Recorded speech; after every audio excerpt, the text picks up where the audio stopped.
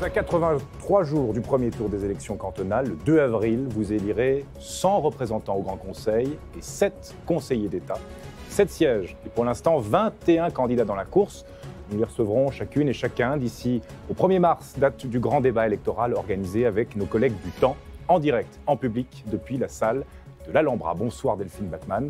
Bonsoir. Candidate du Centre au Conseil d'État. D'abord un mot sur l'actualité de cette fin d'année, la tentative d'entartage de Céline Maudru, politicienne UDC, par des militants d'extrême gauche, cagoulés, dans le cadre d'un débat dans l'enceinte de l'Université de Genève. Qu'est-ce que vous en pensez ? Bon, sur la forme, je pense que les tartes, c'est fait pour être mangé, pas pour être lancé à la figure de quelqu'un. Sur le fond, évidemment, je trouve déplorable toute tentative de violence à l'égard d'un politicien ou d'une politicienne, quel qu'il soit. Je rappelle que l'engagement politique, c'est avant tout du temps. C'est aussi la nécessité de respecter chacun et chacune. Et donc, peu importe l'étiquette politique, je déplore ce type d'attaque. Votre programme à Genève, question, payons-nous trop d'impôts ? Alors, Genève est l'endroit de Suisse où nous payons de manière générale le plus d'impôts. On a l'assiette fiscale la plus élevée de Suisse. Donc, je pense que après la réforme de la fiscalité des entreprises, il est nécessaire de réformer la fiscalité des personnes physiques pour qu'elle soit plus juste. À Genève, plus personne ne se pose la question de qu'est-ce qu'une fiscalité raisonnable. Je pense qu'on doit se poser cette question et commencer à parler d'allègements fiscaux pour certaines catégories de la population. Baisser les impôts de combien ? Je pense que ça ne doit pas se faire de manière linéaire. On doit pouvoir avoir des cibles de personnes. Il est évident que les inégalités se creusent. Ça a été montré ces derniers temps. Et on a la classe moyenne inférieure qui risque de se paupériser, de basculer dans la précarité. Donc il faut des allègements qui visent peut-être plus les personnes âgées, les familles, dans un premier temps, pour leur permettre de garder un pouvoir d'achat équivalent. Il y a 2 propositions qui figurent dans votre programme. Déjà, déduction de 17 000 francs par charge au lieu des 13 000 actuellement, ça concerne plutôt les familles, et puis un compte épargne-logement défiscalisé à hauteur de 100 000 francs pour accéder à la propriété. Est-ce que ça suffira ? Alors, ça fait partie de mesures. Est-ce que ce sera suffisant ? Je ne sais pas. Je pense en tout cas que c'est des vrais coups de pouce, notamment pour celles et ceux qui souhaitent accéder à la propriété. Pour nous, ça reste une priorité. Chacun et chacune doit pouvoir bénéficier à un moment donné de cette opportunité dans sa vie. Donc, c'est une première mesure qui aidera probablement une partie des jeunes couples qui souhaiteraient accéder à un logement. Et puis, la baisse pour charge de famille. On sait aujourd'hui qu'un enfant, ça coûte un demi-million sur une vie. Et on a besoin de cette main-d'œuvre. On a besoin de ce renouvellement de la population. Donc, c'est un moyen de soutenir les familles. Pouvoir d'achat toujours, vous êtes favorable à la création d'une caisse maladie cantonale ? Oui, c'est juste. C'est un projet que le Centre défend d'ailleurs de longue date. Nous avions fait une initiative cantonale qui a été transformée en pétition. L'objectif, ce n'est pas d'avoir une caisse publique, je le répète, mais une caisse de compensation cantonale pour l'assurance maladie de base, parce qu'on sait ce que ça coûte. Donc, on pourrait très bien fixer des primes au niveau cantonal en fonction de ce que ça coûte et ne plus passer par un système d'assurance maladie dont l'opacité n'est plus à démontrer. L'école des 3 ans, c'est aussi une de vos propositions. On ne va pas faire d'économie sur le budget avec vous.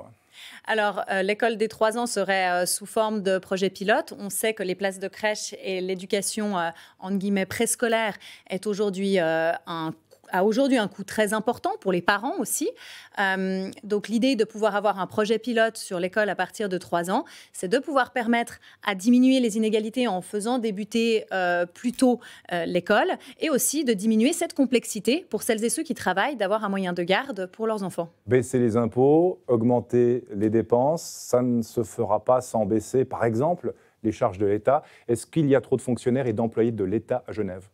Je pense qu'on ne doit pas définir un nombre fixe. Je ne pense pas qu'il y a aujourd'hui trop, on ne peut pas dire s'il y a trop ou pas assez de fonctionnaires. Je pense qu'il faut redéfinir quelles sont les missions de l'État. Est-ce qu'aujourd'hui l'État, dans son périmètre, est juste ?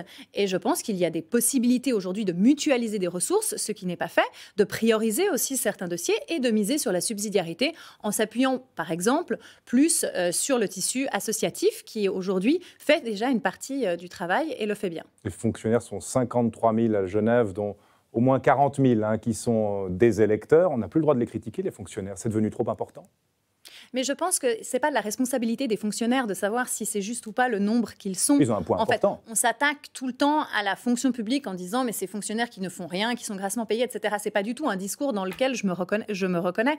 Il appartient en fait au gouvernement comme État employeur de fixer des priorités et d'être capable de contenir ses charges, mais ça n'est pas de la responsabilité entre guillemets des fonctionnaires eux-mêmes qui, pour l'immense majorité, fait d'ailleurs très bien son travail. Il y avait ce rêve avant les années 2020 de baisser de 5% la masse salariale de l'État. C'est terminé, on n'en parle plus, on continue la politique du panier percé? Non, je pense que ça peut se faire en évitant, par exemple, de remplacer des départs, en réfléchissant s'il y a des tâches qui peuvent être mutualisées, des tâches aussi qui peuvent être numérisées, ce qui permet aussi de faire, in fine, un certain nombre d'économies, et puis de réfléchir à des priorités au niveau de l'État sur ce qui est impératif et ce qui ne l'est pas. Donc baisser potentiellement le nombre de fonctionnaires à terme, sans les virer, licencier, etc. Mais à terme, réfléchir à une fonction publique plus légère, peut-être. Je pense qu'elle peut gagner en agilité et en souplesse, notamment en termes de bureaucratie, ce qui soulagerait passablement de fonctionnaires en poste, je pense. Les recettes. Comment est-ce que vous allez chercher l'argent pour boucler vos budgets? À l'heure actuelle, c'est ce que j'évoquais avant, personne ne se pose la question de savoir qu'est-ce que c'est une fiscalité raisonnable. En fait, la fiscalité est une variable d'ajustement budgétaire. On se dit, j'ai envie de dépenser tant, donc je vais aller taxer plus. Je pense que c'est un mauvais raisonnement parce qu'à un moment donné, on a à Genève un tissu économique d'entreprises, on a un tissu de personnes qui payent aujourd'hui beaucoup d'impôts. On doit rester compétitif pour garder ce tissu économique à Genève. Et donc, je pense en tout cas qu'on ne doit pas augmenter les impôts et pénaliser les entreprises qui travaillent. En matière d'aménagement, vous souhaitez que les communes et la population soient davantage impliquées. Très concrètement, ça veut dire quoi ? Ce qu'on constate, c'est que la difficulté des projets d'aménagement qui ont été initiés il y a peut-être 10 ou 15 ans, aujourd'hui, ils ont de la peine à être acceptés par le peuple. Donc, évidemment que comme conseiller d'État, je pense qu'une qualité doit être l'écoute et la consultation et donner aux gens de venir construire des projets avec le gouvernement. Parce qu'à force de vouloir imposer, on voit que cela ne fonctionne pas. Et donc, ça veut dire de construire avec la population et de miser sur la qualité du bâti. On reproche souvent aujourd'hui aux projets qui ont été débutés il y a une dizaine d'années d'être démesurés, de ne pas inclure assez de verdure, de ne pas inclure assez d'espace public. Et je pense que la consultation et le dialogue avec la population est une clé pour réussir des quartiers. Je pense par exemple au quartier de Belle-Terre à Thaunay, qui fait du sens, qui permet d'accueillir de la population, mais qui a misé sur la qualité et le dialogue. Le dialogue se passe déjà actuellement avec les services de l'aménagement et de l'urbanisme. Ce que vous proposeriez, c'est peut-être d'avoir un côté plus coercitif pour la population et les communes notamment, pour dire voilà, on ne veut pas de ce projet, non? Alors, je pense qu'il faut... Je fais partie de ceux qui pensent qu'on doit pouvoir loger nos enfants sur le canton. On ne peut pas systématiquement s'opposer à tout projet d'aménagement et on ne peut pas s'opposer systématiquement en disant « construisons, mais pas chez moi ». Ça, c'est une politique qui n'est pas possible. C'est de la démagogie. À partir de là, je pense que les communes doivent effectivement être mieux consultées parce qu'il y a une tendance des communes et des habitants à faire recours systématiquement lors de tout projet. Un mot sur vous. Vous êtes l'une des patronnes des cliniques genevoises du groupe Hirslanden, La Colline, Les Grangettes. C'est un poste très important dans le secteur de la santé. Si vous êtes élue au Conseil d'État, serez-vous la conseillère d'État des cliniques privées? Non, je pense qu'on est la conseillère d'État avant tout de la population genevoise. Et quand on est conseiller d'État, on est au service des institutions. Donc il n'y a pas... On est tous issus professionnellement d'un milieu ou d'un autre. Mais il ne s'agit pas, une fois qu'on est élu, de faire du corporatisme. Ceci dit, je suis très fière d'appartenir à des institutions de santé qui, en collaboration avec l'hôpital public, ont su magnifiquement relever les défis de la crise Covid. Quelles seront vos priorités si vous êtes élu? Alors, les priorités, cela dépendra évidemment du département auquel je pourrais être affectée.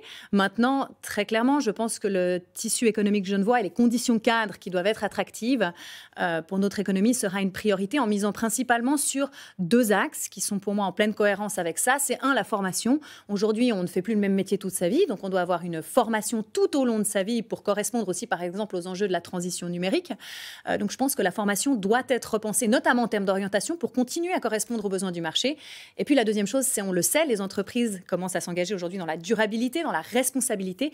Et j'ai toujours préféré l'incitatif au punitif. On doit encourager ces entreprises à prendre ce virage. Vous pourriez reprendre l'instruction publique ? Je pense que quand on est élu, on doit être prêt à reprendre n'importe quel département. Quand on est élu, on est là pour faire de la politique, quelle que soit la thématique. Donc, je me sens évidemment prête à reprendre n'importe quel département. Ce qui compte aussi, c'est la manière de faire de la politique quand on est conseiller d'État. Je pense qu'il faut savoir prendre les gens avec, travailler en équipe et parfois savoir trancher